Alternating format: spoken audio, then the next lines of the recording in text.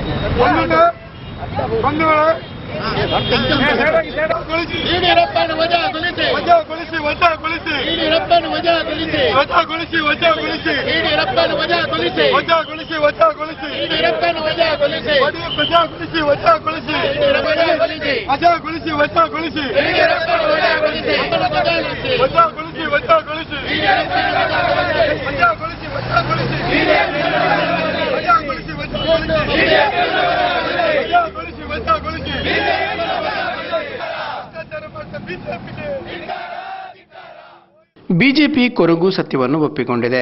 ಅದಕ್ಕಾಗಿ ಬಿಜೆಪಿ ಹೈಕಮಾಂಡ್ಗೆ ಅಭಿನಂದನೆ ಸಲ್ಲಿಸುತ್ತಿದ್ದೇವೆ ಎಂದು ವಿಜಯೋತ್ಸವದ ನೇತೃತ್ವ ವಹಿಸಿದ್ದ ಕೆಪಿಸಿಸಿ ಕಾರ್ಯದರ್ಶಿ ಐವಾನ್ ಡಿಸೋಜಾ ಹೇಳಿದರು.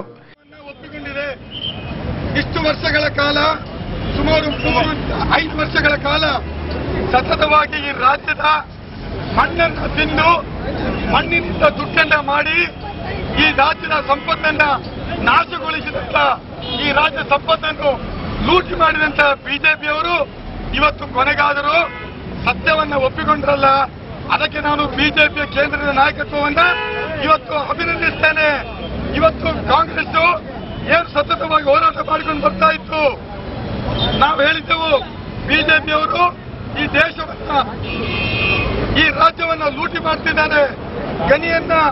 ಗಣಿಯ ಮೂಲಕ ಇವತ್ತು ದುಡ್ಡನ್ನ ಮಾಡಿದ್ದಾರೆ, ಭ್ರಷ್ಟಾಚಾರವನ್ನ ಮಾಡಿದ್ದಾರೆ. ಯಡಿಯೂರಪ್ಪನವರ ನಾಯಕತ್ವದಲ್ಲಿ ಇಡೀ ರಾಜ್ಯದಲ್ಲಿ ಇವತ್ತು ಭ್ರಷ್ಟಾಚಾರ ತಾಂಡವವಾಡುತ್ತಿದೆ. ಇವತ್ತು ಭ್ರಷ್ಟಾಚಾರದ ಮೂಲಕ ಇವತ್ತು ಅಧಿಕಾರಿಗಳನ್ನ ಪರ್ಚೇಸ್ ಮಾಡಿದ್ದಾರೆ. ಇವತ್ತು ನ್ಯಾಯಾಲಯವನ್ನ ಪರ್ಚೇಸ್ ಮಾಡಿರುವಷ್ಟು. ಮಾಜಿ ಮೇಯರ್ ಹಾಗೂ ಕಾಂಗ್ರೆಸ್ ಉತ್ತರ ವಲಯ ಅಧ್ಯಕ್ಷ ಕೆ ಅಶ್ರಫ್, ದಕ್ಷಿಣ ವಲಯ ಅಧ್ಯಕ್ಷ ಜೆ ನಾಗೇಂದ್ರ ಕುಮಾರ್, ಕಾರ್ಪೊರೇಟರ್ಗಳಾದ ಗುಲ್ಜಾರ್ ಬಾನು, ಅಪ್ಪಿ, ಪಕ್ಷದ ನಾಯಕರಾದ ಟಿಕೆ ಸುಧೀರ್, ಪ್ರವೀಣ್ ಆಳ್ವಾ, ಮೋಹನ್ ಮೆಂಡನ್, ಮಿಥುನ್ ರೈ, ಹರ್ಬರ್ಟ್ ಡಿಸೋಜಾ, ಸದಾಶಿವ ಮೀನ್, ಮನುರಾಜ್, ಸಂತೋಷ್ ಶೆಟ್ಟಿ, ಸ್ಟೀಫನ್ ಮರೋಳಿ ಮುಂತಾದವರು ಭಾಗವಹಿಸಿದ್ದರು. ರಾಜ್ಯದಲ್ಲಿ ಭ್ರಷ್ಟಾಚಾರ ತಾಂಡವವಾಡುತ್ತಿದ್ದು ಮುಖ್ಯಮಂತ್ರಿಯವರು ರಾಜೀನಾಮೆ ನೀಡಬೇಕೆಂದು ಹಲವಾರು ಸಮಯದಿಂದ ಕಾಂಗ್ರೆಸ್ ಆಗ್ರಹಿಸುತ್ತಾ ಬಂದಿದೆ. ಅಧಿಕಾರ ಇದ್ದರೆ ತಾವು ಏನು ಬೇಕಾದರೂ ಮಾಡಬಹುದು ಎಂಬ ಉಡಾಪಿ ನೀತಿಯನ್ನು ಯಡಿಯೂರಪ್ಪ ಅನುಸರಿಸಿಕೊಂಡು ಬಂದಿದ್ದರು. ಇದರ ವಿರುದ್ಧ ಕಾಂಗ್ರೆಸ್ ಹೋರಾಟ ಮಾಡುತ್ತಾ ಬಂದಿತ್ತು. ಕೊನೆಗೂ ತಮ್ಮ ಬೇಡಿಕೆಗೆ ಬಿಜೆಪಿ ಹೈಕಮಾಂಡ್ ಸ್ಪಂದಿಸಿದೆ. ಕಾಂಗ್ರೆಸ್ಸಿಗೆ ಹೋರಾಟಕ್ಕೆ ಜಯ ಸಿಕ್ಕಿದೆ ಎಂದು ಅವರು ವಿವರಿಸಿದರು.